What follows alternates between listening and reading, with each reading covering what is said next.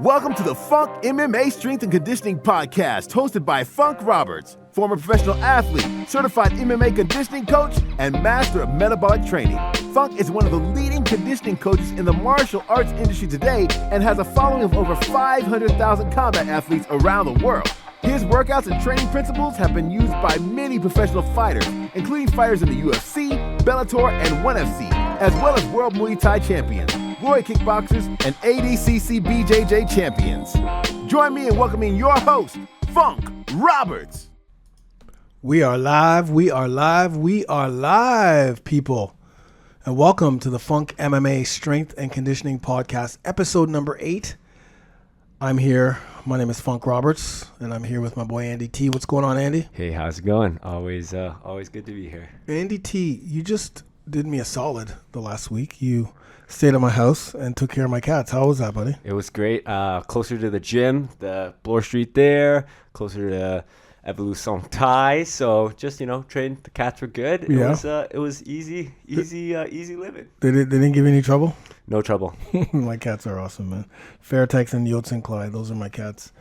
Although they have tough names, they're affectionate, Sweethearts, They're sweethearts. Speaking of which, when you were gone, you did a lot of work and a lot of active rest days, a lot of active days. You did? You did. Oh, I did, yes. Yeah. You know what? It's funny because it's so funny because the last podcast, episode number 7, we talked about overtraining. Yeah. And literally, even up to yesterday, I've been back for a couple of days. I've trained every single day. So I did something every day. So, I ran every day. I did 3 and 4Ks every day, pretty much. And then on a couple of those days throughout the week, we did a beach workout with kettlebells and sandbag and dumbbells. So we took them to the beach. We did a backyard workout again with kettlebells, dumbbells, sandbags. We did some sprints. Angela took us on a jaunt and we did hill sprints. And so it was awesome to relax in beautiful country, the cottage country here in Ontario. But it was amazing to continue to train. Like the training, I loved it. But I liked being able to go out and train and then come home and eat something nice and healthy. If you followed me on Instagram or Facebook, you would have seen we ate really healthy throughout the day. Although at night we did indulge. Some s'mores there. We indulged. I didn't do the s'mores. I did the ice cream and chocolate cookies. You need it every now and again. Yeah. It's actually funny because I came up here because I was going to see if you left your dumbbells because I was going to do a little dumbbell workout, just, whatever. On my. And I was like, oh, he took the I dumbbells. took them, man. I took them. When you go away with my wife, you're working out. Right? It's not even a question. So, and again, that was awesome. Anyways, the reason why I talk about that, the overtraining, is because we talked about, you got to give yourself a break, but found that a lot of the training that we did was selective, like, okay, this is how I feel like today. So, I'm going to train, just do a 3K run and do it slow. Whereas another day we'll do a quicker run. But it was awesome, man. It was great to get away and take some time away from the business, even though I was already in it because we launched a free DVD. But it was good just to reset, Good for the mind. Good for the mind, good for the body. But on today's show, let's flipping the script, changing gears. Change gears. Coach Woody, my man from Tiger Muay Thai, head strength and conditioning coach at Tiger Muay Thai, good friend. We've collaborated on a product together, the PreHab program. For those of you who have that program, it's an amazing program. Nothing but good, positive feedback from that program. But I'm happy to have him on today because he talks a lot about, we cover a lot with him. We cover just basically, he just had hip surgery. Let's talk about his hip surgery, but, his background as a NASM certified coach, how he actually became the head strength and conditioning coach at Tiger Muay Thai. Like, how does somebody actually go from like living in the UK to being the head and strength and conditioning coach? It's a really cool story behind that. And just like, we've talked about Tiger Muay Thai before on this podcast, and there's been some growth. There's been definitely a decline, and then now there's a big growth. So it was good to talk about that and just, picking his mind on his strength and conditioning program at Tiger, what it looks like for a week that his fighters go through, some of his actual UFC fight training, because a lot of UFC fighters go through Tiger Muay Thai. So we talked about, some of the UFC fighters that go through who've used the tryouts. They had those trials and tryouts every legendary tryouts, all those videos, Yeah. a couple viral ones there. Lamb kneeing and destroying that poor guy. That's the one I was thinking of. Yeah, man, that's amazing. Go to YouTube and do Tiger Muay Thai trials. Year 1, the first year. That's a killer year. But all the guys who've gone through so basically what it is they have trials to see who makes it on the fight team, and then that they get sponsored for a year. So they get their food, their board, and all their training for free, and they're part of the Tiger Muay Thai fight team. But it's amazing how like 6 or 5 fighters from those trials are now in the UFC, or have been in the UFC, or like fighting at a high level. That's incredible. So, we talk about that, prehab training, recovery, nutrition, just a lot of cool stuff, man. Really good. This is going to be a really, really good podcast. A lot of good insight from, couldn't be a nicer guy. Yeah, and pretty awesome hair as well. So. He does, if you've seen this, but he's big too. He looks like a lion. He actually looks like a lion, does. But he moves like a fucking cat. That's right. His mobility is insane. Yeah. He's a big guy, man. Like, he's thick, very big. But flexible? But extremely flexible, yeah. And powerful and Agile. knowledgeable. Very knowledgeable. That's the big thing, man. He's taken these UFC fighters and I'll say UFC fighters, but it's just because you guys equate UFC with the highest level, so that's why. But there's fighters from all walks of life and all skill levels that go there. But I think this is going to be a really good podcast. It is going to be a really good podcast. You guys are going to enjoy it. So tune in, get your water, get your protein shake. Start your meal prep, whatever you're Start doing your right meal now. prep. Get your coffee with MCT oil and sit back, whether you're training, whether you're at work, whether you're in the car, and listen to Coach Woody. It's a pretty funny intro, so check out the intro. Oh, by the way, this is sponsored by, as usual, we're going to read out our sponsors. Our sponsors for this podcast, actually the PreHab program that Woody and I put together, PreHab training, which has activation, has mobility, has stretching, has pool work, has movement, has flexibility, all types of routines that you can use before and after your training to help prolong your performance, help get you stronger, help you keep you injury free. It's all about the prehab stuff, the things that you need to do to keep you longer, so to keep you training longer and prolong your health as well. So there'll be a link, but you can go to www.funkmma.com/site/prehab-program. So again, it's funkmma.com/site/prehab-program, and you can grab your copy of that program. Also, we've got, as usual, nutrition, 4fighters.com. Download our 3 free programs. What are those programs again, buddy? We got Funk's Power 30 Foods, which is what you put together for pretty much if you had 30 items to pick up in your fridge, pantry, freezer, what have you. These 30 is pretty much all you need. You'd be set. We also have a 1-day budget meal plan, which I was kind of used for fight camps when I was, broke fighter. So I'll just show you how to make 7 meals from like $15. And then we have a clean cheat meal recipe book, which is designed to help you satisfy your cheat craving, but in fact, it's just a healthy, nutritious meal. Awesome, man. And that's at nutrition, 4fighters.com. Go there, download those for free. Those are free, guys. So right off the bat, while you're listening to this, if you're by your computer, download those right now. Open up another browser and download it. And then also go to funkmma.com and get our 6 free programs. Those 6 free strength and conditioning programs. We've got sprint programs, metabolic abs. We've got a 5x5 workout. We've got overtraining product there, and something else, a couple other good items. But I mean, it's all you need to get you started in your strength and conditioning. So download those. Those are also for free. So you're getting like free things right off the bat just from listening to this podcast. Plus, you're going to go get that prehab program because you take your training seriously. You want to stay injury free. You want to improve your performance. But most importantly, right now, you want to sit back and listen to the beautiful voices of Funk, Andy, and Coach Woody. Whoa. You went down a tone there for that. I went late night radio voice. Radio host. Yep. Yeah. All right. And listen to the sounds of Coach Woody from Tiger Muay Thai. Oh, yeah, that's good. All right, guys. So enjoy. See ya. 4, 3. Testing. Andy, can you test? Test, mic test. Andrew, Andy, Coach Woody, can you test? Test. Okay, fuck. We should, we're just going to start it off just like that. That's exactly how we started off, man. No worries, what's up, everyone? It's Funk Roberts here, and welcome to the 8th episode of the FunkMMA Strength and Conditioning Podcast. I'm here with my boy, Andy T. What's going on, Andy? Hey, how's it going? And today we're excited because we have the head strength and conditioning coach at Tiger Muay Thai, MMA and Fitness Academy, Andrew, Coach Woody Wood. What's up, baby? Hey, how you doing, mate? You all right? Good, man. Andrew, sorry, I'm just going to say Coach Woody. Woody is world-renowned, I think. I'm sure he is. He's trained many UFC fighters, many Muay Thai champions, Jiu-Jitsu champions that go through Tiger Muay Thai, regular fitness folks as well. But, man, we met a few years back, and our love for each other has not subsided. It's blossomed, I'd say. Blossomed. So I mean, there was a little speed bump where I met Andy T, and I thought I'd been pushed out a little bit, but it's all right. I've overcome that. Now we're a threesome. Only at the weekend. Exactly. So, buddy, how are things going with you? You're not in Thailand actually right now.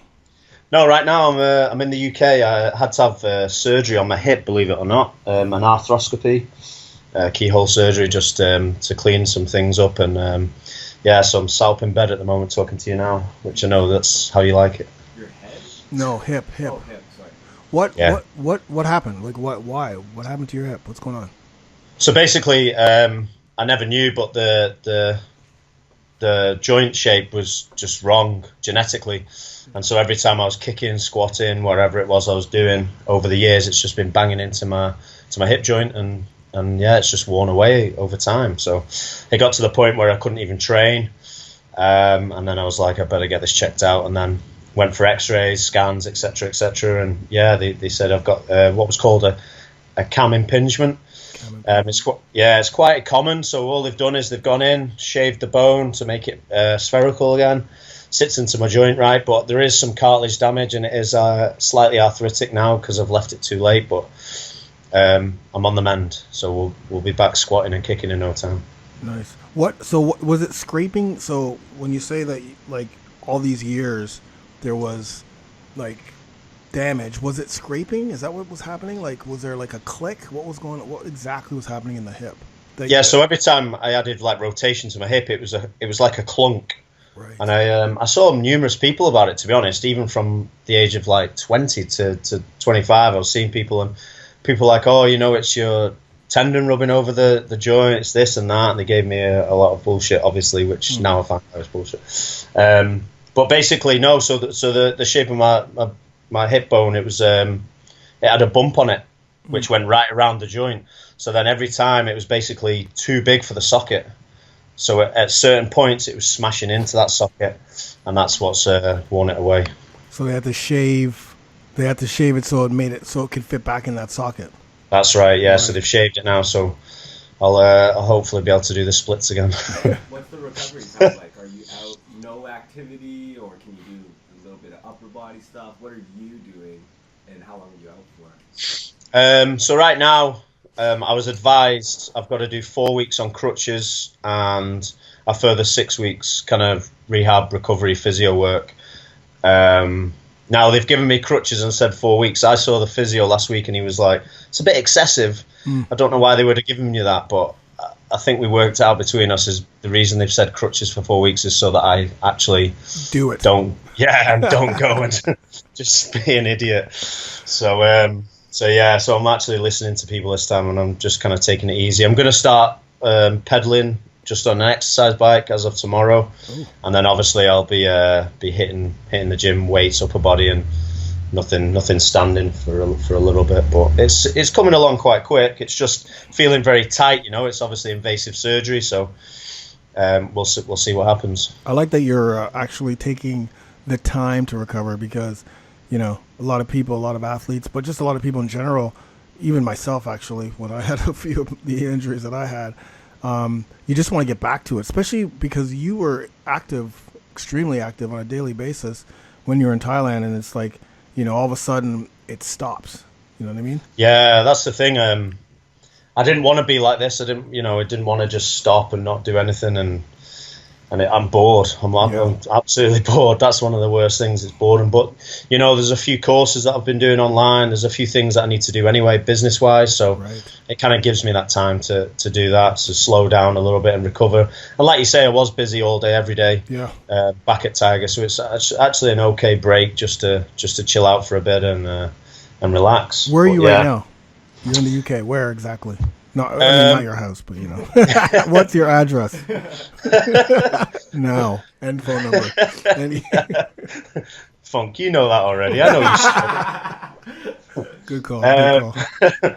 Yeah, so I'm in a place called Cheshire, which is like a county within the UK, and it's just near Manchester and Liverpool. Cool. So I'm not far for either of those. And when are you going to be back in Thailand? Hopefully September. So I'm having a few months off properly, because even when my hip was that bad and I was hobbling along back in Thailand, people advised me not to be lifting any weights, this and that, and I couldn't do it. Totally. You still did it. Yeah, I still did it. So I've just totally removed myself from that kind of situation until I actually can do that. I think that's the best way for me. Otherwise, I'll just go back to square one for sure, or I'll slow the recovery process or do some other damage. So I'm being smart this time, believe it or not. Were you feeling it when we were there? Yeah, I was bad when you were there as well. Like, I've not really been able to train properly for it. It's been about a year and a half. Yeah, that makes sense. That makes sense because, that makes sense to me now, because before, when Yod was there, you were killing pads every day. I think it was 2 years ago when Angela and I were there. Yeah, killing the pads like every day. It would be like, the same time every day you're hitting pads. And the last time we were there, I didn't even think I saw you hit pads. Maybe you did. You did a few times. But did a few, but it was just. It wasn't. It was like and it was hurting every time, and it took me a couple of days to recover from it, and this and that, and then just literally it just got progressively worse. Just literally over like a month or so. I was like, you know what, I'm gonna have to see about this, and then that's when I got the diagnosis. But I actually had a PRP into it. If you know what PRP is. What is that? So PRP is like platelet-rich plasma, which they withdraw your blood, they spin it in like a special machine, and it separates like almost like let me say like the liquid from the cells. Right. And then they inject those cells back in to whatever joint it might be that is causing you issues, and it's supposed to reduce inflammation and and stuff like this. So it's pretty good, and to be honest, it worked. It helped me a lot. Had it done twice on my hip, and it did help me kind of keep working kind of thing, because at some points I could hardly walk. So, but so. A lot of high-level athletes are using it now, and people are using it for like bulging disc and all these types of things. Apparently, it's like magic. Yeah, well, they've got that. They've got PRP, and then they're obviously offering the stem cells. Okay. And stem cells, I know athletes are using a lot of it, but the problem being is it's not kind of mainstream at the moment because there's not much research behind it, and you know what everything's like. It has to be researched for 20 odd years. Totally. So, I mean, athletes are getting great results from it, and it's like making people able to walk again when they've previously not been able to, and stuff like this. So, in terms of injuries, like knee injuries and stuff like that, so it's good. Were you getting cortisol shots at all? I'm asking you this reason. There's a reason behind me asking, but were you getting cortisol shots before? And then you went to PRP? No, I just did PRP, mate. I didn't want to go down that route really. I know that it would have helped and that, but I know again that it would have helped reduce the pain and whatnot, and then I'd have just been back trying to train the same way as I always did. So I stayed away. Which is what's happening to me right now, because I only have two muscles in my right shoulder, so my infraspinatus and supraspinatus are both torn completely. And my right, I'm almost sure that there's a tear there. So I get cortisol shots every 4 to 5 months. Okay. Because like literally, after it wears off, I literally can't lift my can't lift my arms, I can barely like press 15 pounds, if that, depending on, you know, the situation, if I'm not sitting or whatever. But I know that the continuing cortisol shots over time, like by time I'm, you know, 10 years from now, you know, my shoulder is going to be like toast. But the other thing is, they said the orthopedic surgeon is like, well, you probably don't want to go for surgery either, because the amount of what you're going to get back from surgery than where you are now is not going to be that big of a difference. You just need to, you know, I hang a lot, so I do hanging before whenever I train. I get the cortisol shots, but I'm always looking for other things to do to help, you know, manage this pain and at least allow me to train. Because as soon as I get the cortisol shots, man, I'm like 100%. I'm back training hard, but I'm not really doing anything good for my shoulder. Yeah, that's the thing. Like, it's because it's like you say, the surgery might make it a little bit better, but it might just not really even make it, you know, manageable where you can still train to the same intensity anyway. So It's like, you know, it's a bit of to and fro-ing, because the cortisol does keep away the kind of the pain, and you can train through it, etc. But the thing is with medicine and that, it's advancing so fast that you never know what's available in another 5-10 years, or even tomorrow. You know, you might wake up tomorrow and they've approved stem cell and everyone's on it, and you know, they're using it for everything. So everyone's super athletes. I might as well just get like freaking Terminator shit put into my shoulder. Come back. You might as well. Bionic. I want to become a bionic man. In fact, I'm looking at, if anyone's listening to this right now and knows anything about bionics, I want to become the first black bionic man. Hey, judging by your Skype photo, I think you're already there. They're all implants, aren't they? They are. Yeah, I thought so. Yeah. So the good news is you're on the mend, which is the good news. Yes. You'll be back in September, which is awesome, because we're going to be there in October, which means we're going to be hanging. But here's a big question. How the hell did you get the job at Tiger Muay Thai? And how long have you been there for? All right. So I first went to Tiger Muay Thai actually in 2005, when it was just like a ring. They had like a little cage, homemade cage set up, and you know, a few trainers, a few people. There was a guy there, Daniel Sainty, who was actually an Aussie bloke, who was like being the jiu-jitsu coach at the time. He was just a guest, but he was just helping out. And then I spent like, I think 4 months at that point there, and then I came back to the UK, continued playing rugby and everything else, and then I made it back out finally to Thailand in Tiger in 2010. And then when I was there, you know, there's a few people that we were talking with. One in particular, a guy, Mark Mariani. I'm pretty sure you've met Mark. Yeah. He's another machine. Yes.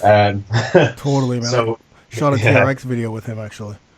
Yeah, he's unbelievable. Yeah. You know, so we got talking, and we were just like, you know, there's nothing here for strength and conditioning for fighters. It's attracting UFC guys. I think, you know, Phil Baroni was there at the time, Roger was there at the time, Huerta, you know, and stuff like that. And so we said we'd always kind of do something together. So ended up, I came back home to the UK again, built up some more money, and then in 2012 I moved out to Thailand. And we actually set up TFW, an affiliate of TFW, with you know, through Martin Rooney, etc. Training for Warriors for those people. Training for Warriors. Yep. So we actually set it up away off from Tiger Road. I call it Tiger Road, basically the road that Tiger Muay Thai is on, because they were the first ones, you know, that were there. And now, obviously, for those that don't know, the street is absolutely buzzing with gyms, gym after gym, hotel after hotel, and fitness food after fitness food. It's crazy. It's basically a mecca. So yeah, we were in a separate gym, like maybe 20 minutes away, in a place called Rawai, and everything was going great, and etc. And I'd always trained at Tiger, and you know, my real passion was switching to just training kind of professional athletes.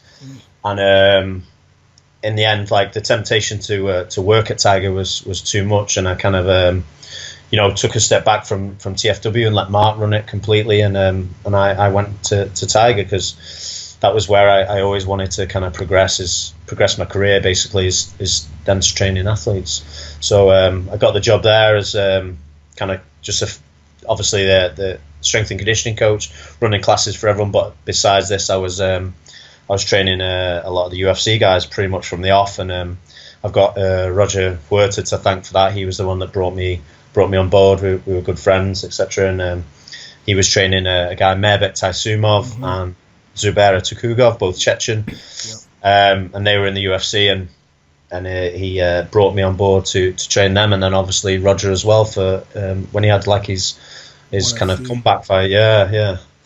So then from there I've just progressed through, and now I'm the head of strength and conditioning there. So how old were you when this all happened? Like, how old were you when you in 2012 when this happened? 2012. Just doing the math now. Yeah. Minus 5 years. Hey, we lift weights. We don't do math. We lift weights. I was 29. Okay, 29. So 29. Yeah. So, but you knew when did you know you wanted to train fighters? Like when was that? Like you wanted to start training professional fighters? Were you? Is that around that age, or were you just a little bit younger? No. I was kind of when I got into the whole personal training thing and gym instructing and stuff like that. That was kind of always the way I wanted to go, you know. I was looking more towards rugby, obviously, because that's my background, my first kind of love. And but then obviously when I went out to Tiger, and like I say, we decided that, you know, there was nothing strength and conditioning wise. There was no actual system in place. No. So we that's kind of where the tide changed a little bit for me. Were you training at a gym? Like, were you before all this? Were you training were you like a personal trainer in the UK? Is that how it started for you?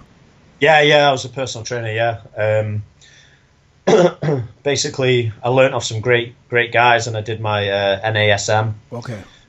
Through a gym over here in the UK, and it was good because it was one of those intensive things. It took me 6 months to actually complete the qualification, so it was good. It was a lot of in-house learning with the other PTs, who were all high level as well. There was a couple of them that were actually training professional rugby teams at the time, as well as being PTs at our gym as well. Awesome. So I learned a lot from them, and obviously alongside doing my NASM course. So it was good. It was, for me, that was awesome. You know, that gave me a great foundation and a great base that a lot of people don't actually get the opportunity to have nowadays, because there's that much online that people, you know, kind of just go on, do the online, and then they're qualified in 2 weeks, but they've not actually worked alongside a trainer or, you know, been able to get that experience. So for me, that was awesome. That was kind of a good opportunity. Yeah, I always tell people, like, if they want to be a trainer, like, work at a gym, like, even work for free, like, just get reps in the gym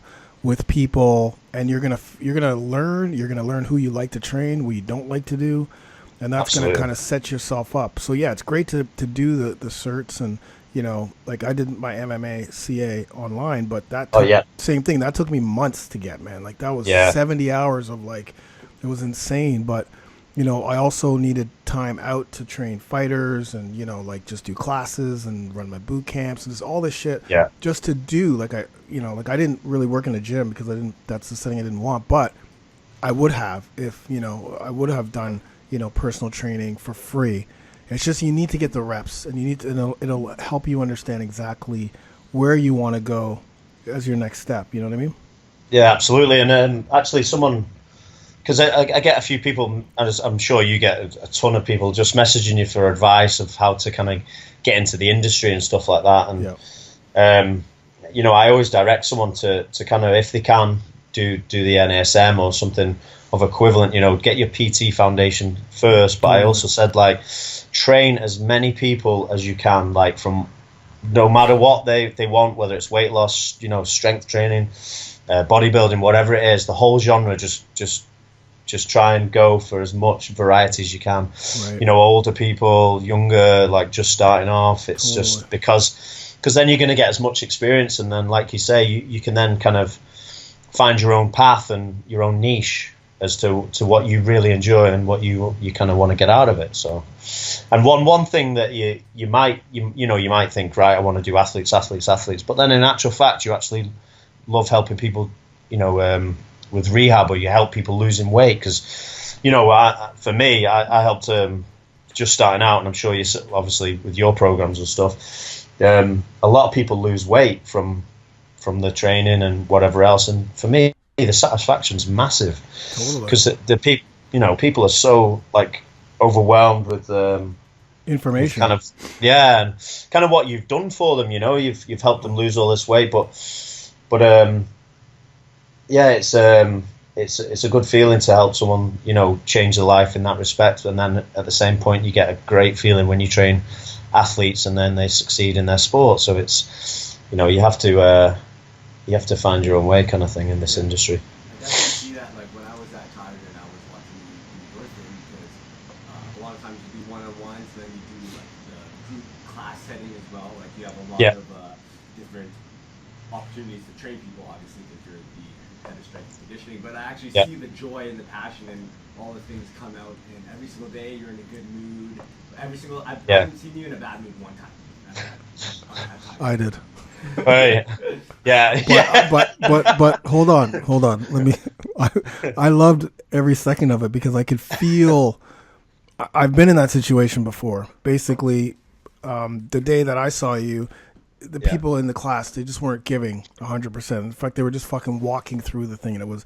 I know how frustrating that is as a trainer, and especially when you have the fighters class, or I can't remember if it was a fighters class. It might have been a fighters class actually too. And I remember how pissed you were, and you're just punishing them, and that's amazing because sometimes that has to come out. You know what I mean? Yeah, that's the thing. Like I love my job. I love my life in Thailand. It's a great place to work and train, and I get the opportunity to meet so many people from all over the world, and it's a beautiful place. But at the same time, like in terms of the programming and stuff, there's a specific class for fighter conditioning. And so we get a lot of fighters coming to it. But yeah, that particular day, they were just half-arsing everything, just kind of walking around and just like they were on fucking holiday. And it's like, well, you're not the same as the people that are actually on holiday. Exactly. Do your work. Yeah, for sure. But yeah, it was, sometimes I get so frustrated because you've only got one job, turn up and train and do your best. Totally. And some of these guys are fucking lazy. Yeah, 100%, man, 100%. And that's why you're there. That's, you got to pull that out of them any way you can, by any means possible. So Tiger's changed quite a bit, like I've been 2010 or 2009, I think was my first year there. But where it was the only place there in Dragon, I think we're there when I was there. And I've seen, and then ever since I've gone every year pretty much. And I've seen the transformation from when Will owned it, and Will is the nicest guy in the world. Like he was so nice to me. He was, when I got back, he was emailing me and he was a great person. And what he did at Tiger at the time and how he brought it up. But then there was one year that I went, I can't even remember if it was 2013 or 2015, maybe it was, where it was just like, we went there and it wasn't the same. There was something going on there that was like, there's something not right about Tiger right now. Like it had, before when Ray Elby was there and, Roger was 100% in there, it was, and a lot of UFC fighters had been going there. It was becoming like, okay, this is going to be the place where all these UFC fighters come and they do their camps there. And like, this could be the place. I know Phuket Top Team had just opened up, but this had the foundation. But then I returned the next year and I was like, I don't even think Roger was there anymore. And like, everything just seemed like it was falling apart.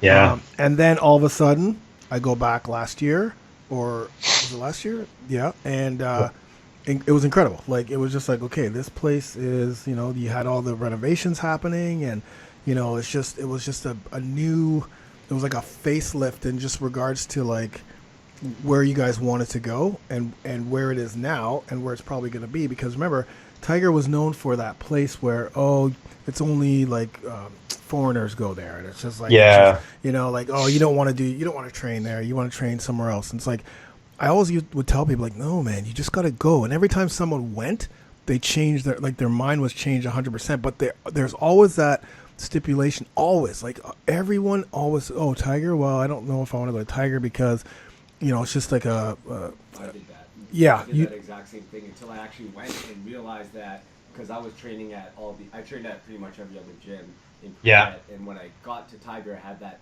misconception in my head. But then I realized after training for a week that it's actually the best place on the whole MMA community. It's like such good vibes at Tiger. Yeah. Like I never felt like any bad vibes where at other gyms that would happen to me every now and again. Yeah. What was the? I know you know the change, but let everyone know what that change was. So basically, Tiger, like you say, it was getting a few bad reps. First of all, it started with kind of Ray Elby was, I don't know what kind of happened, whether he fell out with the owners, this and that. But yeah, it kind of started getting to a bad reputation, and then Will Elliott, bless him, he was pulling it out of the ship massively. He was, he was getting a lot of big names still coming to the camp and stuff, but the classes weren't quite structured properly, and even though it was still busy because it was obviously the biggest one that everyone, you go on Google and Muay Thai Thailand, Tiger's the first thing, so everyone was still flooding there, but. A lot of people were leaving and maybe going to Dragon for Muay Thai or this and that. And, Will was trying his best, but I think behind the scenes, the powers that be were kind of holding Tiger back a little bit. Right. And then Roger was brought in because Brian Ebersol was there. Yes, Brian. As the head coach first, and then Roger was brought in. So it was those pair were doing it, and then Brian left. Yes. And then Roger became the full, he was kind of the head of the MMA, and then he brought in George Hickman, who was there for the tryouts. And he came in as the wrestling coach, and then things started to bloom again. We were getting great people, and the kind of the UFC guys were starting to come back, and Roger and George were doing a fantastic job. And then obviously we introduced more classes in terms of the strength and conditioning stuff for fighters, and then we were becoming a complete thing again. And then it kind of like took a dip a little bit again. Yeah, and I don't know what happened. Sometimes it just does that. I really don't know what kind of happened, but people didn't seem happy, and again there was things behind the scenes that were going on that and then Will had to leave, and it just kind of was like, well, what's going to happen? And at one point, there was guys brought in to kind of run it, and they were on about closing the MMA completely. Jeez, really? Yeah. So it was just going to be Tiger, Muay Thai, and Fitness. Holy. Well, that would have been a huge. I know. And then, lo and behold, like there was a guy that was in, a Thai fella, VWAP, that's now the MD of Tiger now. Yeah. And he obviously saw the vision and what Tiger could be, and he got a group of his friends, high-powered Thai blokes that have plenty of wealth and stuff like that, and they bought Tiger, and now they've transformed it into the absolute beast that it is. It is a beast, and that's what needed to happen for the place. If that hadn't happened, I don't think Tiger would be.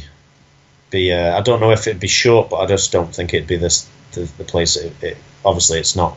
Wouldn't be the place that it is today, but I just think it would have dropped drastically. There was things that needed updating. Everyone does like that Thai style, where it's a bit rough and ready, but at the same time, people are paying a lot of money to train. They want a clean environment, and I think the guys have got it right in terms of it's still clean, it's still fresh, it's brand new, but it still looks like Thailand. Totally. Yeah, and I think they've got it right. What the what was I going to say? I was going to say about the when all that stuff was happening and now, like to now where it is now, just give people a little idea about how Tiger is run, like with all the different where they have a lot of fitness people. Like there's how many people come through that door? Like 1,000 people a day, maybe 3,000 people a day. What do you think? It's crazy. So in the high season we have about 600 to 700 people kind of signed on as like monthly packages, but obviously that's churning day in, day out. Right. So I mean, there's there's always people coming in and out. We offer the Muay Thai, beginners, intermediate, advanced, and then there's a specific fight ring. We've got a good Muay Thai fight team, which is building nicely. Because again, that took a dip for a little bit. So we lost a few guys from there, but now it's building up again. We've got like Anvar Boynazarov who fights in Glory. We've got a few other guys that are real high level, so which is cool. And then obviously with the MMA program, we offer the jiu-jitsu, gi and no gi. We've got wrestling, we've got striking, like kickboxing drills, we've got the sparring, we've got everything, that everyone needs. And there's a lot of high level guys. We just had Tariq Safadine over for his camp for Dos Anjos, which unfortunately lost. But Daniel Dos Anjos is no joke. So that was a tough fight. That was always going to be a tough fight. Regardless. Regardless. And then with regards to the fitness, to be honest, the owners always say fitness is our main thing. We get the most people in for fitness, right? And it's just people want to come on holiday to mix in going to the beach and training, and Phuket's the perfect place to do that. And we offer it's crazy now. Yeah, we offer like boot camps, which it's crazy now. We've got like 7 classes a day, and now we're affiliated to CrossFit as well. So now we offer 2 CrossFit classes a day. So there's some big things going on with the fitness, and it's cool. We've just opened up a new area as well. That's all open. So we've got 2 areas, one CrossFit and open gym, and the other one is for all the other classes. So.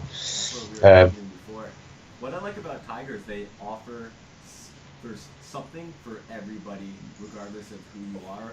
Whereas if you go to if you just wanted to go work out, like the fitness classes, Funk did a drop-in class there. Yeah. And the turnout was incredible. Like you get all these nice people, and it's like a big, full class. Like there's it's 80 people. Yeah, it's a good place to push yourself. Yeah, it's great. That's the thing, and everyone's friendly. Everyone chats to each other. Everyone talks. Everyone goes out at the weekend together. It's a fantastic thing. You can meet lifelong friends there. 100%. And that's what people want. Some people were very are like kind of apprehensive about coming because it's Tiger Muay Thai and mixed martial arts, and but like you say, there's something for everyone, and you don't have to be a professional fighter. You don't even have had to have hit a pad once in your life before. You can come, you can try it. If you don't like it, there's fitness classes there for you. There's a gym there. There's everything else, and the good thing about it is everyone's on that same mission. Everyone's on that same journey, the same path. They want to come, they want to train, and they want to get healthy and meet people, and it's just a fantastic place. The best part about Tiger Street, I call it the Soy. And Tiger itself is it's away from Patong and Phuket. It's in Chalong Bay, which is really Thai. It's a Thai area. Outside of that street, if you walk down the street, everyone's Thai. It's not like Patong where fucking everyone's from Russia, China. Yeah. So, it's different. Like it's a different vibe, when you come out of there. So.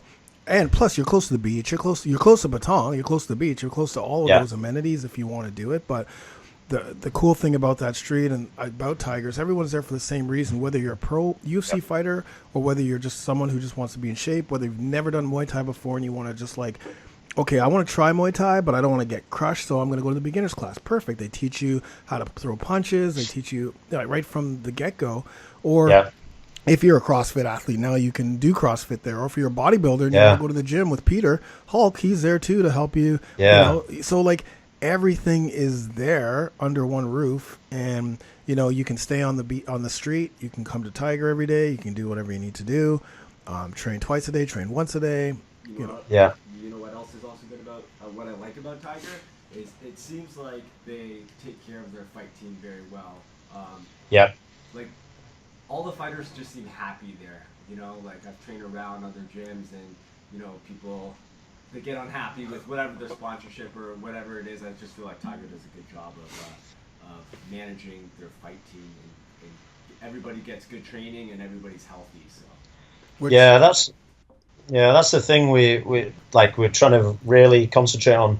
There's actually P-Tuck now. He's one of the, or he's got a percentage of the company or whatever it might be, but he's one of the owners, and he's actually kind of been in charge now of the fight team. So he's trying to progress that further. But the fighters do get looked after well, and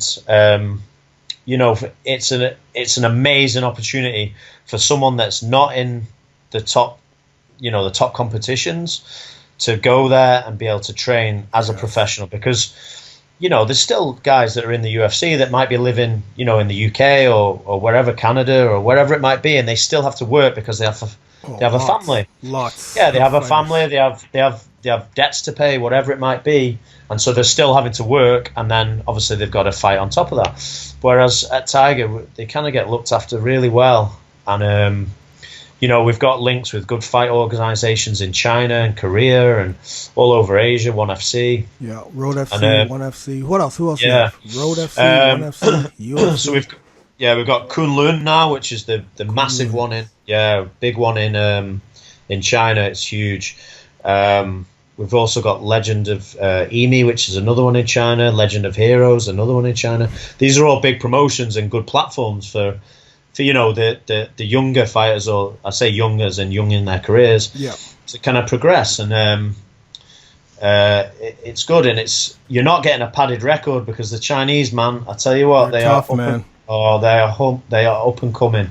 Same with the Koreans. They're all flying, and they are tough. Yeah, man. You need to hit them with a baseball bat before you're. Yeah, totally. So it's great, yeah, and it's good that we kind of help these guys out, but they need to do their bit as well. This is why, for me and George and Brad, like the coaches, Brad Riddell, by the way. Yeah, Brad Riddell, yeah. We get frustrated sometimes, because it's like you get given this amazing platform, amazing opportunity. All you have to do is train. Just train and turn up and do your best. And sometimes that's when you'll see me fucking punishing. Absolutely, and with absolutely, because like you said, it's the opportunity that a lot of you people who are listening to this right now, a lot of you fighters out there, if you were to send me an email or call me and say, "So Funk, what do you think I should do? Like, I want to be a fighter. What should I do?" I would tell you, go to Tiger and train there for 6 months, and springboard your fight career. All you're gonna do is eat, sleep, and train. That's all. That's literally all you have to do, and everything is there for you. You just have to put in the work. Yeah, absolutely. And now there's a couple of promotions in Thailand, like Full Metal Dojo was just at the weekend, where Joe Ray, he's like UFC caliber. He's just one of those guys that again is just missed the boat somehow. But he's still UFC caliber, and he's fighting on the main event in a Thai show, which is great for promoting MMA in Thailand. And I watched the event live, actually, through a live stream. Full Metal Dojo live streamed it. And there was a lot of people there, and it's great to see MMA growing in Thailand, because, let's be honest, we have all these gyms in Thailand, and so we should be able to raise awareness there. And there's another show, Primal FC, as well, which has just opened up with some guys that have got a business on the soy. They've got the float tank therapy center, and they've just done they did a big event on the beach, right, at one of the beach clubs, and it was awesome. You go down, it's a beautiful setting, and there's fights going on, and everyone's there, and it's fucking it's great. So, awesome. And the good thing, the what? Sorry. Oh yeah. No. PXC are not Philippines, Guam. Yeah, Guam, PXC, I think. That's awesome. But yeah, it's great. Yeah, that's that's definitely what I would tell people to do, for sure, is set up there. So, talking about growing the fight team, you guys used to do these UFC tryouts. You can see them on YouTube. Just do not UFC tryouts. Sorry, Tiger Muay Thai tryouts. Tiger tryouts. Yeah. If you're listening after this, go to YouTube and check out some of those videos. They're actually pretty inspiring. In fact, I used to watch them all the time and get excited to go back. Like, I'm not trying out for the team, but it would just get me excited for my next trip to Tiger or to Thailand. I was just like, yeah, man, I'm going to run Big Boot. Oh, yeah, I'm going to, like it was exciting. But now you guys are taking it to the next level. What's going on there? Yeah, well, so the idea is we've had to kind of postpone it for a little while because it takes a little bit more planning than people kind of thought. But basically, the idea with the tryouts is people would submit an application.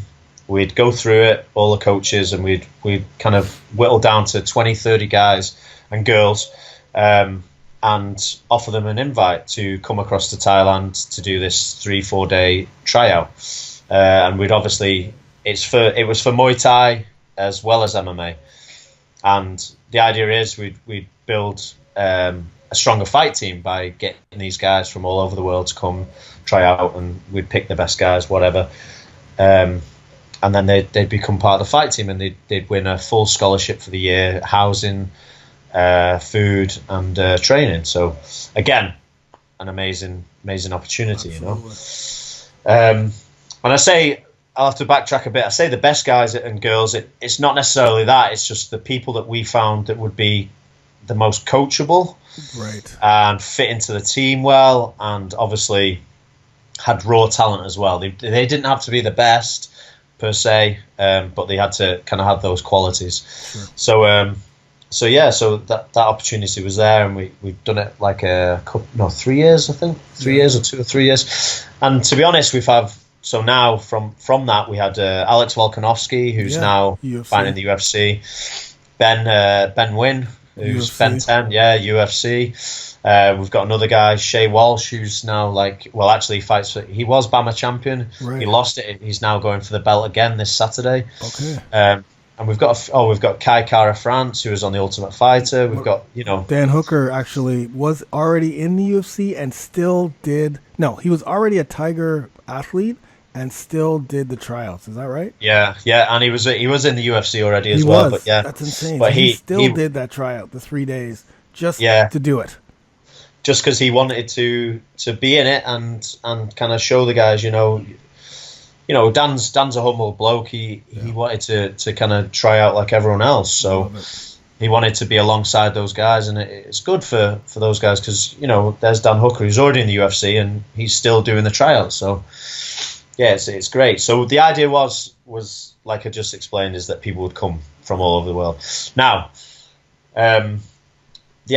what kind of was happening is we might have these guys and girls that are amazing wherever they are, but they can't afford to actually come to Tiger.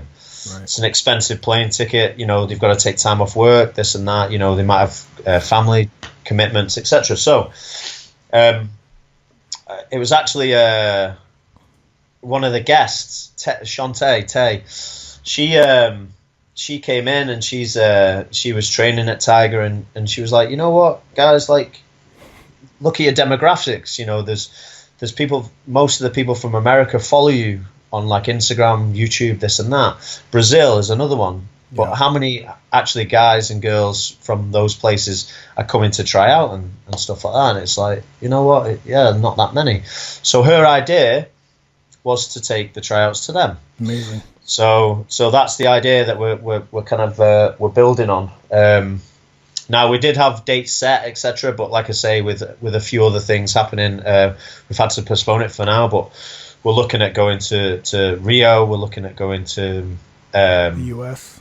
The US, LA, Miami, and some other destinations. We're looking at coming across Europe. We're going to Australia, New Zealand. So that people can then come and try out, and it won't cost them a fortune to come to Thailand and stuff like that. So it'll be a fantastic opportunity, and we're going to get some amazing athletes, and when that time's right and the whole thing kind of kicks off. So I'm looking forward to that, the world tour.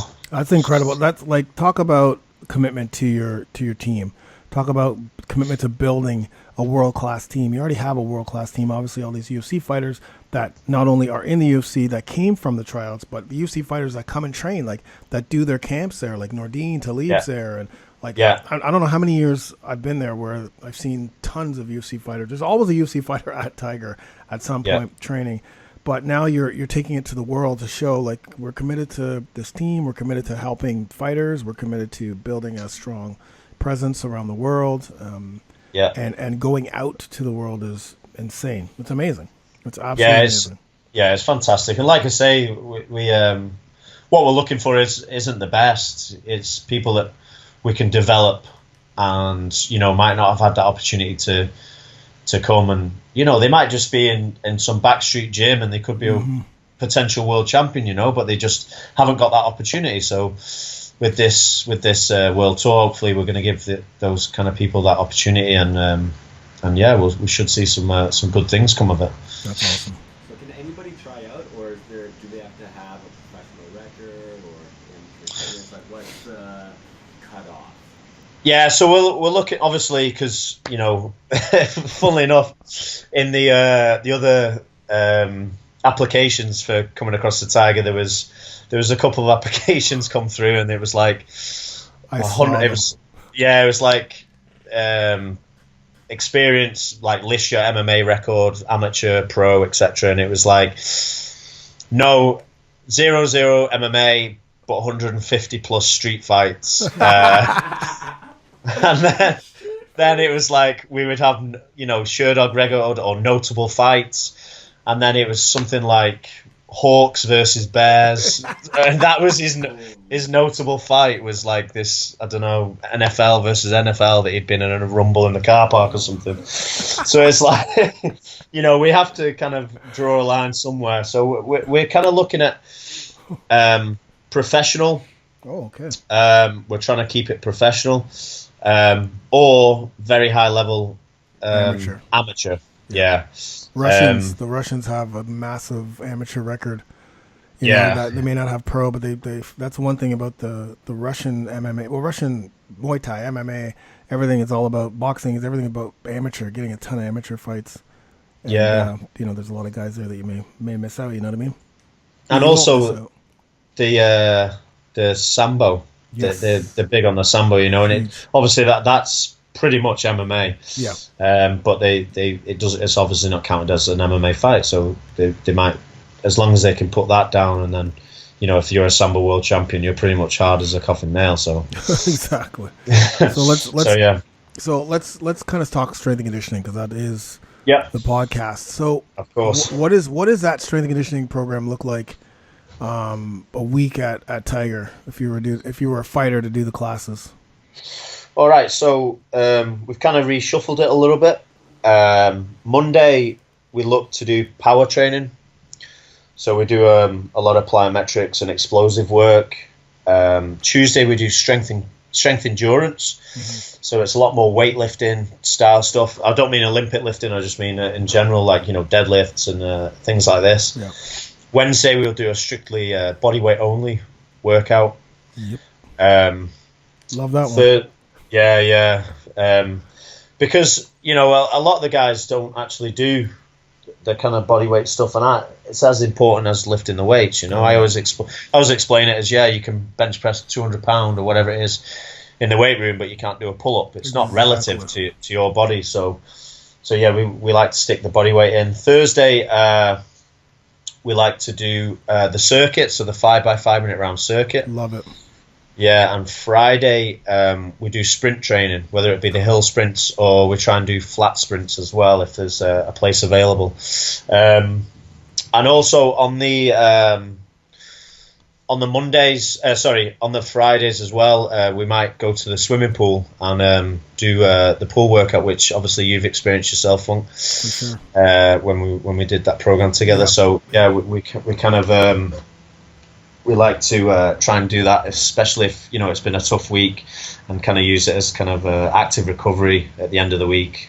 Or we'll drop that in on the Saturday as well, depending on how everyone's kind of feeling. Because you have to remember and again, this is another good thing about the classes that I run, is I might get some UFC guys coming to the class or whatever, and then you've got Kate from wherever, and she's just a high level fitness girl, and she comes in and she's training alongside these professional athletes, and I think that's absolutely awesome. Totally.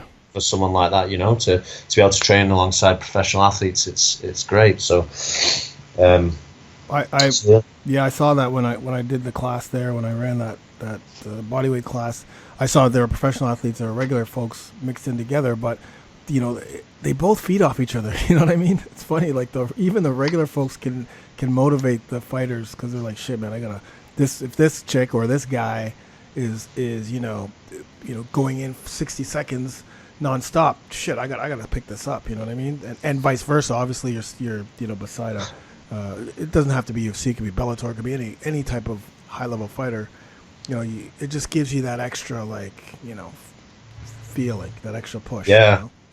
And fucking the girls these days, man, are badass. Incredibly. They are absolutely killing it. They are, and it's just like, we've got a few girls that come regular, and they just smash the fighters all over the show, and you're just like, come on, boys, and they're like. But then you get the. I love it because I weigh 90 kilos. What does she weigh? Bullshit. That's bullshit. Guys, that is bullshit. My wife kills me when we go train, because she is another one her conditioning is amazing. Yeah. And so I like to get on one of her. I call them Ange wads. I know for a fact that when she designs the workout that we're gonna do, it's going to be like, okay, man, this is going to be a grinder, man. It's going to be tough. She'll go through it like nothing. Like yesterday we did one, we did like 4 exercises and treadmill sprints for a minute, right? And then you have to do that 10 times. So like 10 reps of the 4 exercises, and then treadmill sprints for a minute. And then you do that 10 times, no rest. I think she lapped me, right? And yeah, I am lifting a little heavier, yes, but it's all relative. I'm lifting heavier for myself, the same as she's lifting, whatever. But I need to be able to get through that. No, whether I'm 90 kilos, 45 kilos, 120 kilos, I need to be able to get through that workout and not stop and keep going if I want to fight at a high level, or if I want to fight an amateur, if I just want to, be in great shape. You know what I mean? Yeah, absolutely. And it's funny because you'll see the girls, like some of them will pick up a 16 kilo kettlebell, if we're doing some kettlebell work, and then next door to us, like, this big jacked fighter, and he's got a fucking 8 kilo kettlebell, and you're like, what are you doing? So I have to go and make some adjustments at the start of class and be like, come on, lads, have a word with yourself. But there's something in these fitness girls, like the drive is insane. You have to take your hat off to them. They won't quit. No. And they'll keep pushing through, and I love to see it, because like you say, it does challenge the other people in the class. When they look and they see the girl kind of kicking their ass, they're like, oh man, I've got to have a word with myself. So, do you expect, how do you balance all the classes throughout the week with all the actual martial arts training for the fighters? Are they expected to show up 5 out of 5 days for all the workouts, or is it like, do they kind of consult you and say, hey, I'm a little sore today, maybe I should take this day off, or how does that work? Yeah, well, so obviously the classes are on, like I say, for everyone anyway. So the classes will run regardless of if the fighters turn up or not. I like to see them. It depends as well how far they are away from a fight.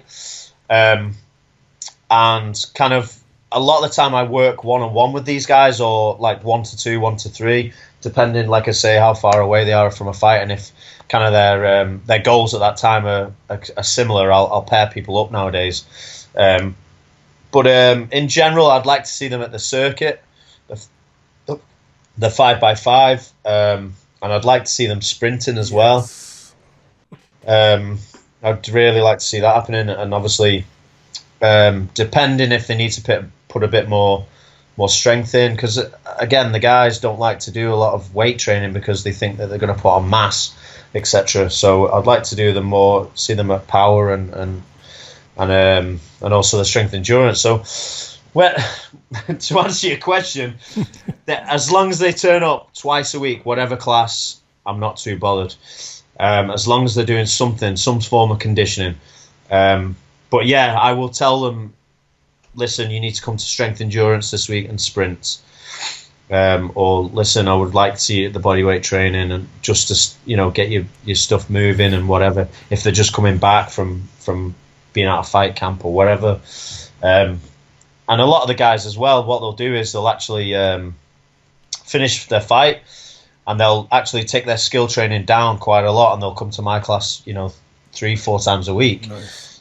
And they'll do it that way, and then they'll build themselves back in so they get a good level of base fitness, and then from there sometimes they'll work with me direct, or they'll just get a program, and then they'll obviously up their skill work alongside that. So yeah, it's good. We get a good mixture, and again, it's hard to say just to one athlete.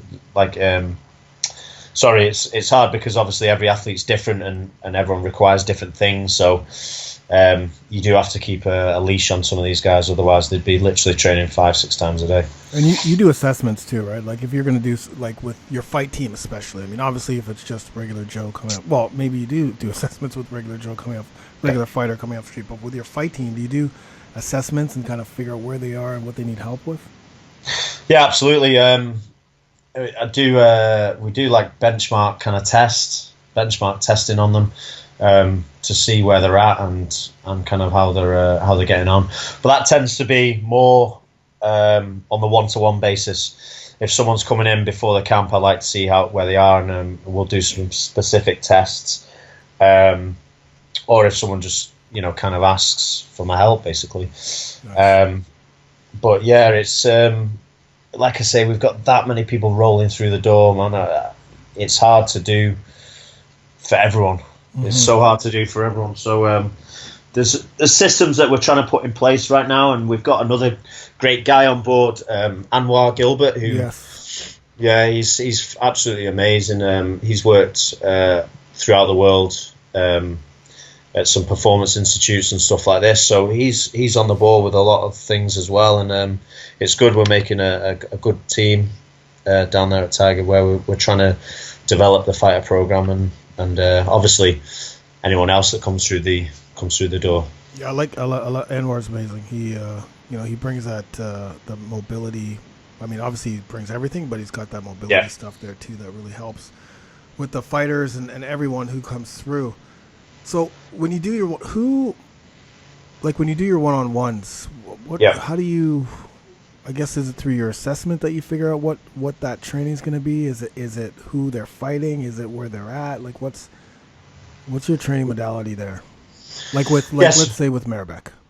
So with Merbek, obviously I've worked with him now for 4 years, so nearly 5 years. So I kind of know the bloke inside and out in terms of his physicality, and the same with a couple of other guys. But with Merbek, he's always in shape in terms of cardiovascular wise. I know that he'll be able to hit pads hard for an hour. He'll always be able to wrestle well, because before he comes to Tiger, he'll go on like a 2-month wrestling camp at some of the best wrestling camps around near to where he's from. So sometimes he might go to Russia, sometimes he might go to Turkey, but these are Olympic centers that he goes to. So he goes and pays and trains there, and so he always comes back in incredible shape, in great shape. Yeah. So for me, all it is with Merbek is I like to develop his strength more. So we'll concentrate a lot more on developing his heavy lifting and things like this, and any kind of injuries they might have, because obviously wrestling's a tough sport. There's things that we need to adjust and that. And also with Merbek as well, a lot of the time we need to look at his flexibility and mobility a little bit more, because he can come in quite stiff, because unless you're on top of some of these guys, that they kind of leave that kind of stuff, don't they? Yeah, for sure. So yeah, we'll definitely talk about the prehab stuff a little bit later in this, but so what do you think? Are there any differences between so at Tiger you have Muay Thai fighters who fight Muay Thai or kickboxing, and that's it. You have do you guys have jiu-jitsu guys who just fight jiu-jitsu, or is it just MMA guys? We don't tend to have so many.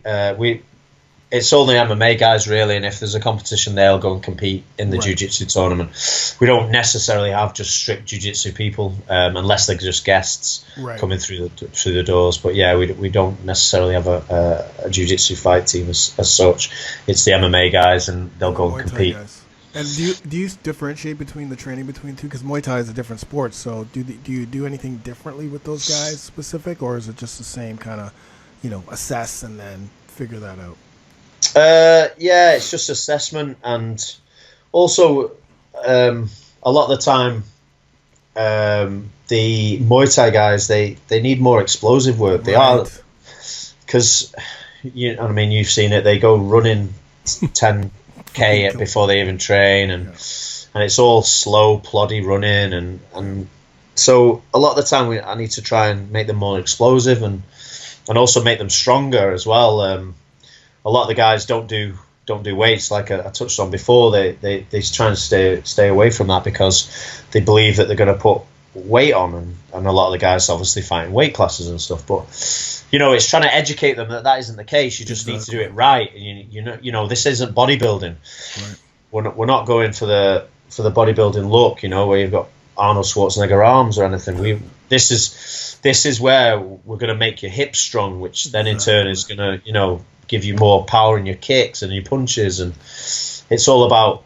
I mean, we did like a little video, didn't we, in Thailand before, and it was I think it was a workout for a Muay Thai. Yes, it was. Yeah, explosive. Yeah, and at the start, that was kind of the things that I touched on. Is those guys are fit. They hit pads all day. They do their pad work, but our job as the strength coaches is to do exactly that, is to make them strong, and therefore they're going to get more power in the punches. They're going to be stronger in the kicks, and also core development's a big thing. Like not just sit ups like they get made to do at the end of class. A lot of anti-rotational stuff and rotational work is key, because again, look at everything that you do in throwing a punch and throwing a kick. It's all rotation. So. That's our job as coaches to try and educate them in that way and develop them in that way. Do you ever think of having you may already have this, but ever having like a core specific class where it's not long, but maybe a half hour, and it's just core training, like a core? Because I believe that if there was one thing as a fighter, that if you only had one attribute that you were able to train, like, okay, you can only train one attribute, what would that be? For me, I would be the core. Like, strengthen your core, you'll be stronger. Kicker, puncher, all round strength, less injuries, more power, more explosiveness, better cardio. Like, everything develops from the core. So for me, I would say, if there's one thing that you could only had to do, is just focus on your core, and that'll help your performance that much better. Have you guys ever thought about maybe doing a core class, like 30-minute class? We actually do on Funk. Okay. I love it. I freaking love it. It's run by Sally. Okay. Sally does it. Yeah. So she does it 3 times a week. We call it hardcore. So she does it 3 times a week, and then and it's kind of like one of those in between classes. It's only half an hour, like you say, and then and we get the shit done in that work. Yeah. So it's That's good. Awesome. You guys never cease to amaze me. It's a program for everything, really. Yeah, we've just added in with Anwar as well. We've got Predator Yoga, which is basically yoga for athletes. Nice. And Anamobility. He's called it Anamobility, and it's just basically a mobilization class using various techniques and stuff like that. So we've added those 2 classes in as well. So. We're trying to cover all bases the best we can, and I think we're doing an all right job at it. For sure, the PreHab stuff is huge. I mean, you and I and Andy T, we developed Coach D, but we developed a PreHab program, guys. The link is going to be in this somewhere in here when you download it or whatever. But that program is amazing because we covered mobility. Activation, stretching, dynamic warm-ups, movement, flexibility, some recovery with pool work, all into one program where you have routines that you can use. You're not going to use them all at the same time, but you can pick and choose, and you're not going to, one of the things I see at the gym all the time now, because mobility and activation and all this stuff is PreHab is now like the new vogue. It's a new sexy thing. So I watch guys at the gym like for literally a half hour doing their fucking mobility shit, which I shouldn't even say fucking mobility because it's really important. but the reason why I'm saying it that way is because they make that the most important thing of the work, and then they go and do their workout. But people have to understand, like, the mobility and flexibility and warm up, and that shouldn't take you more than 10, 15 minutes tops. The focus is the workout. That's your focus. But you do need to add that prehab on a consistent basis. And when I see these guys come in, they're thinking that they're cool with the resistance bands and, like, you know, like literally, you know, like an hour, 45 minutes. That's what they're doing. Yeah. It's like, guys, no. Let's back up here. The focus is the training, but we need to add the prehab, both pre and post workout, around it and around your not just workout, but around your actual training sessions to help, you know, prolong your career and your performance. Yeah, absolutely. It's so important. You know, I wish kind of people had been more educated when I was training back in the, you know, back when I was younger, because, you know, it would have prevented a lot of, I mean, it's not that I've got a lot of injuries now, obviously apart from my hip, but that was genetic. But it's kind of, you know, I would have learned a lot more about that side of things, and you know, it is really important. But like you say, it's not, you know, that's not the thing. Like you say, that the workout is the key of your gym session. You know, you've got your workout plan. This warm up and everything is to get everything loose, mobilized, and 10, 15, 20 minutes, and then you should be rocking and ready to do some lifting. Right. But like you say, people are just jumping on the bandwagon now because it's, like you say, it's all sexy and, you know, whatever else, and they've all got the small shorts on and PVC pipes. Chubbies. So it's like, but yeah, I agree with you there. It's, you know, you should just get in, just do work. But what I like to do, and I actually learnt this off Joe DeFranco and Jim Smith, is you know, use them as fillers for the workout. So, you know, you might do your first warm up of your squat, and then you use a couple of your mobility things as part of your warm up for your squat. So you're still lifting, but you're just adding in maybe a couple of sets of you know, a hip opener and something else as you're lifting. So then when you go into your main set, you're ready to rock and roll. Right. And so you're still working out as part of that, but it just limits that time, you know, where you're kind of rolling around on a PVC pipe for half an hour. You can add it into your workout. So, you know, I've started doing a lot of stuff like that, and you can obviously activate the muscles that need to be activated alongside when you're kind of resting from that squat set. So it's a good thing to kind of implement. And I guess you're implementing that.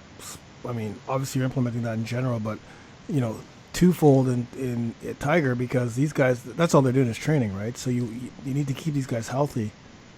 Yeah, we've told them basically they have to go to that mobility and power yoga right. Have to go, and because a lot of these guys, they, like I said, they don't really do it, and you know, I've been guilty of it.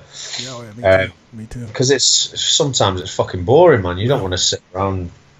You just want to get in, lift, and, you know, pump some tin. So it's like, you know, get those guns. Andy knows what I'm on about. Yeah, that's all me. Kickbacks. So yes.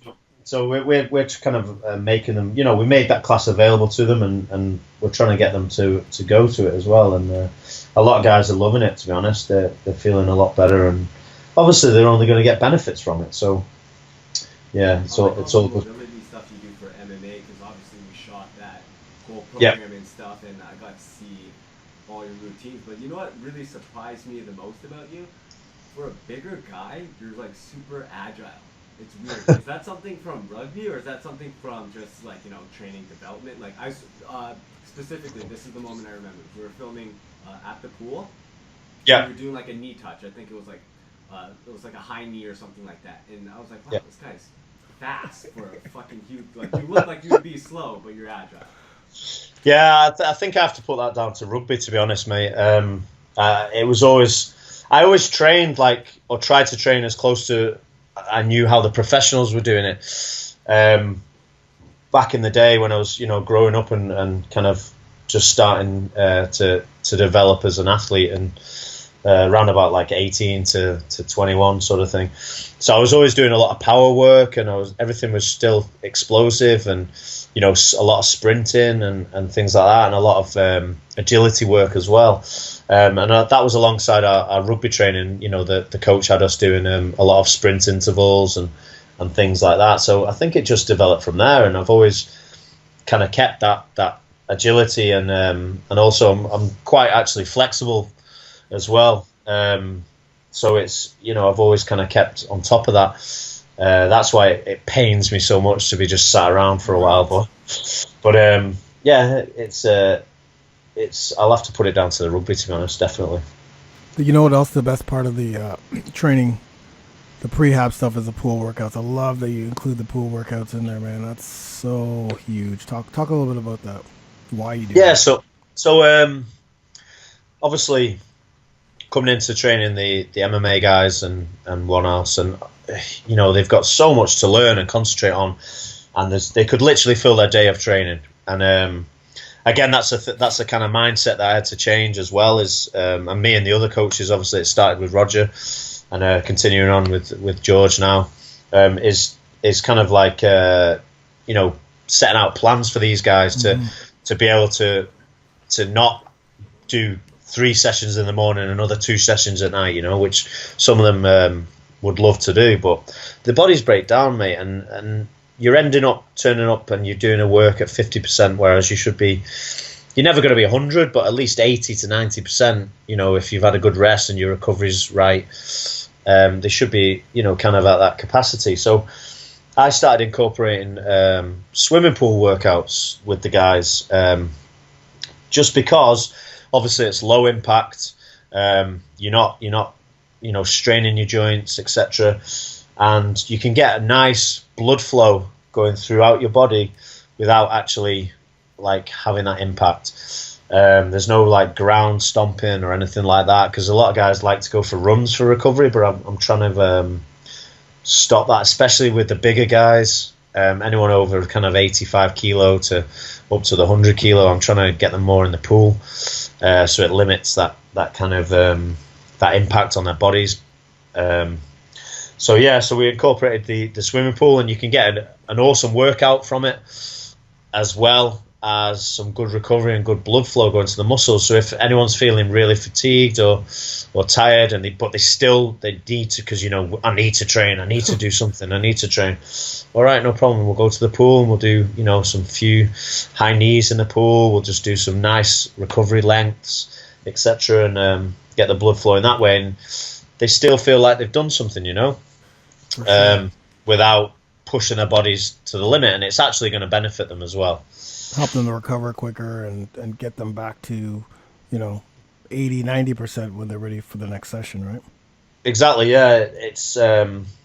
It's flooding the body full of that, like I say, that blood flow, and then it's helping the nutrients transfer through to all their muscles and stuff. So I like to just, if they're really fatigued, just do a pool workout with them on that day, and then just let them recover the rest of the day and not do anything else. And you can vary the intensity of the pool session as well. You can use it as a full-on conditioning session as well, which I'm sure, like we showed in the program that we did. Yeah. So you can just use it as a recovery session, and you can cut it off, or you can continue on and do a full, like I say, a full session where you're going to get your lungs burning as well. So the pool's fantastic. I love it because it's it's non-weight bearing, and like I say, you can push yourself as well, without kind of fucking your body even more. So it's great. Yeah, that's by the way, people, I will have the PreHab program link. Click the link in wherever you are listening to this, or YouTube, or wherever. There is a link that'll get you that program, because I think everyone should have that program because of the routines in there. You're not going to get overwhelmed. We kind of lay out, okay, in that program we put like scenarios. So where would you use this? Where would you use that? How would you use this routine and this routine together? And then, of course, Coach Woody just talked about adding the fillers in, which is, I think, is an amazing idea. So beyond the workout, because obviously post workout, as far as recovery for the guys at Tiger, is this kind of a supervised thing as far as nutrition and diet goes, or are you guys kind of like group shuttling to a sauna and ice bath, or what's kind of the recovery plan beyond the workout? Yeah, so we do have access to ice baths and sauna, which there's one on the street. There's a one. Sorry, not on the street. There's one in Geelong, which is maybe like 5 minutes away. It's one of those Thai style, big, massive buckets with insanely big blocks of ice. So yeah, it's one of those, and it's like a dude soup when you get in it. But you're all crammed together and just like trying to get as much skin contact with your mate next to you, just so that you get a bit of warmth without making it look a little bit seedy. Yeah, right. So so that's a group, that's a team thing, like that's a team recovery type of thing. Like you guys. Yeah, I mean together. The guys kind of go and do it themselves. We don't like say we don't kind of run the buses on for them. Everyone's got a scooter and whatnot, but we do obviously recommend, especially after sparring at the end of the week, that they go and do that, and maybe on a Saturday and Sunday as well, just to kind of. And we like to go in the ice bath, and then they've got a really nice herbal sauna as well. So they go hot, cold for the blood flow and kind of take that inflammation away. Because at the end of the week, it's been a hard slog for a lot of these guys. On top of wrestling, sparring, BJJ, strength and conditioning, it's a lot of work that these guys get through. So, but they we can't babysit them the whole time. This is the thing. They need to do their part as well. At the end of the day, they're fully grown men and women. They need to. We can educate them as much as possible, but they then need to go and kind of do it as well. And that starts with their diet, to be honest. The diet, the amount of sleep they're getting. Obviously the other recovery things like the sauna, ice baths. And obviously, like we just talked about, the mobility and things like that. Those things, we can give them as much training as they need and high quality training, but they need to do that recovery stuff themselves. Away. That's their homework, so to speak. And these guys are professionals. They fucking need to do it. Everything's easily accessible. I mean, there's even that Tiger Grill or the cafe right on site. Which offers endless amount of healthy foods and smoothies and things like that. So I'm assuming the guys go there for most of the meals. Yeah, absolutely. We do like a fighter's menu. So they'll go there and they'll get the right kind of nutrients and stuff. We offer a lot of like green shakes and things like that on site, and also down Tiger Road. There's insane amounts of places now that you can grab healthy drinks and smoothies and food, and it's all geared towards the guys coming over to train, and that's why it's such a fantastic place, because all the Thais are getting involved now. They're seeing it and they're recognizing it, and everything's coming good as a kind of fitness mecca. Totally. That street, the Soy, is the fitness mecca of the world. Like, there's no other place. It's only like I think it's 1.5 kilometers long, and there's no place on earth that has Muay Thai, MMA, Jiu-Jitsu, fitness, CrossFit, smoothie bars, vegetarian places to sleep, hit places like bodybuilding gym, like yoga, like come on, like it's insane, all in one. Like when I say it's 1.5 kilometers, it's probably 1.5 kilometers long. All these things are on this street, and there's thousands and thousands of people walking the streets, not all at the same time, but everyone's there for the same reason, is to get into shape or to improve their health or improve their performance as an athlete.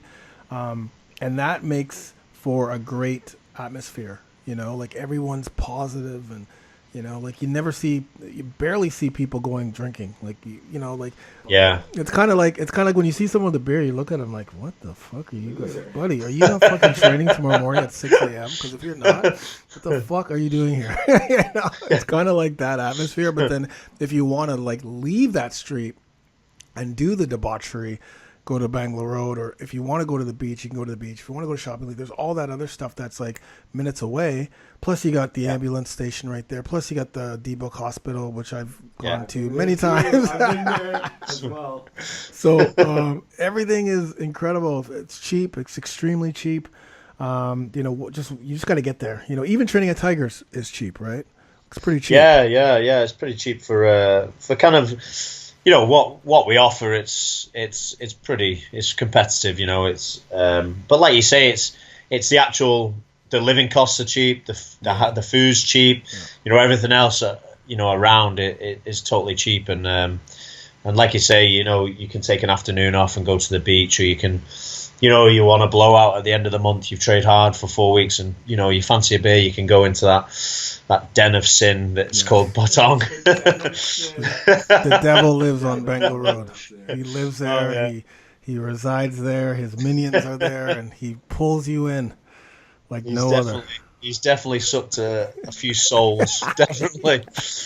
So yeah, but it's like you say, it's all there, and it's a great place. Yeah, man. It's a great place. So we're just gonna wrap up right now. Where this has been awesome, man. Like seriously, like I say, I tell anyone, definitely if you're going to Thailand, definitely go to Phuket, go to Tiger Muay Thai, experience everything that it has to offer. Experience training with Coach. I mean, Coach Woody did a one-on-one with my sister-in-law Charlotte. She loved it. Like she was looking forward to it. She loved it. So like you don't have to be a fighter. Right? You don't have to be a fighter. No, not at all. No, you don't have to be a fighter. Like you can do the classes, but if you want a one-on-one with Coach Woody, then 100%, I would tell you 1,000,000% get that one-on-one done. You'll learn stuff. You'll feel good. He'll push you, and then just if you're a fighter, or want to be a fighter, or just want to change up your training, I would 100% tell you to go to Tiger, because it's, to me now like 3 years ago, I probably wouldn't have told you to go to Tiger. I will tell you to go to Tiger, because it's got everything. The training, George Hickman and his team, yourself, the Muay Thai, the pad holders. Even the Muay Thai has totally changed from before. Like when I first came to Thailand, I was doing, it was real Muay Thai, like 5K run, come back, do a little stretch, do the 3 hour training sessions, which I loved. Don't get me wrong, I loved that. It was really Thai. And then in the middle, like in the last, so I started 2010, so like maybe 2013, 14, it didn't look like the trainers were happy. The classes were just run around a circle, which just wasn't what I wanted. Now coming back, I can see the classes are much better. They're much bigger. The trainers are happy. The atmosphere there is incredible. Like it's incredible. It's definitely the best gym in Thailand for MMA, and I've been to Thailand 3 times in the last year, 3 or 4 times in the last year, and I had that stipulation, like I said earlier, that Tiger is going to be someplace where I show up and it's going to be shitty because all they care about is money, but in fact it's not the case at all. The training is very, very high level. Everything is quality. They make everything easily accessible. If you're a fighter, if you're somebody that wants to just train, if you show up, everything will pretty much be taken care of. You won't have any stress, and you'll get amazing workouts with amazing coaches and people. Absolutely. Yeah, that's the thing that we always get a bad rep for being like a kind of tourist gym. They used to call us a tourist gym. Yeah. And even for the Muay Thai, I know a lot of people in the Muay Thai community back in the UK, and they used to be like, "Oh, you train at you've been to train at Tiger. Oh, why would you go there? Not, Sitmon Chai or one of the gyms in Bangkok. Khao Sam Rit. Why would you not go there? Proper Thai. Well, but if you actually look at it now, a lot of these Thai gyms all accept foreigners. Totally. So it's not that Thai thing anymore, and also everyone has to evolve. Everyone has to adapt. Like myself, we know, and like I say, you and myself, we know that you can't go for these 10K runs morning and night, day in, day out, as well as alongside your training. It's just not beneficial. So that things had to change a little bit. and we've kind of done that into our Muay Thai classes now. So we've got world class instructors. Yes. Throughout, like Big time. Andy just said, yeah, and it's people are coming back. You know, the facility's beautiful now as well, and we offer a lot. But people are coming back because of the team that we have, and you know, George, Brad, Vamos, Chris Vamos, Alex Shield, up in the MMA area. They're doing amazing things, you know, with the team, with the jiu-jitsu and MMA in general. George now has his brother over there at the moment, which is he's kind of being a guest coach. He was a Division 1 wrestler, so it's great things. And then obviously with the fitness team and whatnot, we're progressing things everywhere. Like now we've got CrossFit available because we know, you know, a lot of people do CrossFit and a lot of people, it gets a lot of people training. Yeah. So now we offer CrossFit and you know, it's good. We're offering a lot of things, and we've got world class coaches, and that's what we've always envisioned, you know. And so for people that want to follow you or kind of find you, or are in Thailand and want to train with you, where can they find you at? Social media handles and or whatever, really whatever you want to put out there. Yeah. Well, so my Instagram and Twitter is Woody_Visvirez. So to spell Visvirez, it's Visvires, Visvirez, and that's kind of like my business name, so to speak, which is Latin for strength, power, improvement, and influence. So that's kind of why I picked that. So yeah, it's Woody_Visvirez. Alternatively, you can reach me on email, woody@tigermuaythai.com. And then obviously the website www.tigermuaythai.com is there as well. So, but yeah, all's good. Hit me up if you want any training. I do like the kind of new content and fighter stuff you're putting out on your social media. If anybody is on social media, you guys should definitely go check that out. You put out a lot of good like exercises for fighters and different things that people can use, and a lot of things that I haven't seen used too often. So a lot of good I'm gonna start sharing it.